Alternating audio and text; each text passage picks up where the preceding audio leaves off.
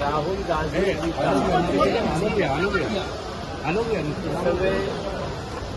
थोड़ा इलाज की जरूरत है। उनका मेंटल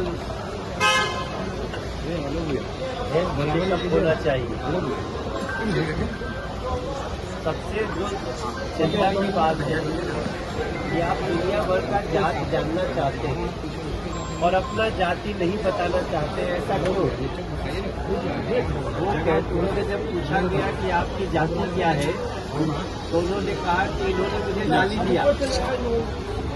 अगर राहुल गांधी जी से जात पूछा जाए तो उनको लगता है कि गाली दिया गया है, तो फिर दूसरे की जात पूछते हैं तो वो भी तो गाली हुई। तो वो सबको गाली देना चाहते हैं और अपने को उससे बचाना चाहते हैं। तो मैं समझता हूँ ऐसे व्यक्ति का मेंटल हेल्थ चेकअप होना चाहिए। ये देश अपनी प्रतिभाओं से जिसको जो आगे बढ़ना होता है बढ़ता है, प्रतिभा को तराशने की। लेकिन पता नहीं, क्योंकि इन लोगों को इतना दिन से सत्ता में रहने का आदत हो गया था राहुल जी को, कि सत्ता से निकलने के बाद वैसे ही तड़प रहे हैं जैसे मछली को पानी से निकाल दो। इस देश के जितने सरकारी केंद्रीय कर्मचारी हैं, सरकारी कर्मचारी हैं, उन लोगों का एक लंबे समय से डिमांड था कि हमारा सेंट्रल पेंशन स्कीम को जो पुरानी थी वही लागू किया जाए। और आप सबको जानते हुए बड़ी खुशी की बात है कि 2 दिन पहले सेंट्रल पेंशन स्कीम को नरेंद्र मोदी जी की सरकार, उन्होंने इसको मंजूरी दे दी है।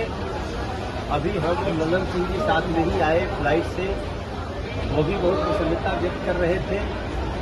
और मैं समझता हूँ ये देश के जितने सरकारी कर्मचारी हैं उनके लिए बहुत ही खुशी की बात है कि जो भी सरकारी कर्मचारी की जब नौकरी खत्म हो रही होगी या जब वो छोड़ रहे होंगे तो उसके 1 साल पहले जो उनका वेतन होगा उसका 50% उनको पेंशन के रूप में मिलेगा।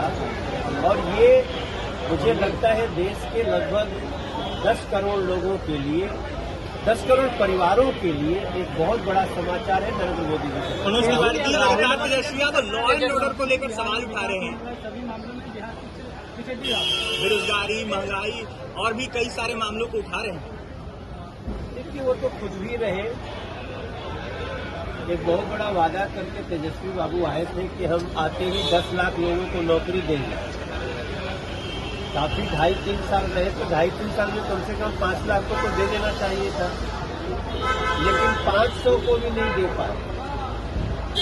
तो तेजस्वी बाबू को मैं इसलिए कहना चाहूंगा, देखिए हम ये नहीं कह रहे कि बिहार के हर एस्पिरेशन को हमने पूरा कर दिया है, लेकिन बिहार बहुत तेजी से विकसित राह पे चल रहा है। और बिहार को इस बजट में 26,000 करोड़ रुपया दिया गया है।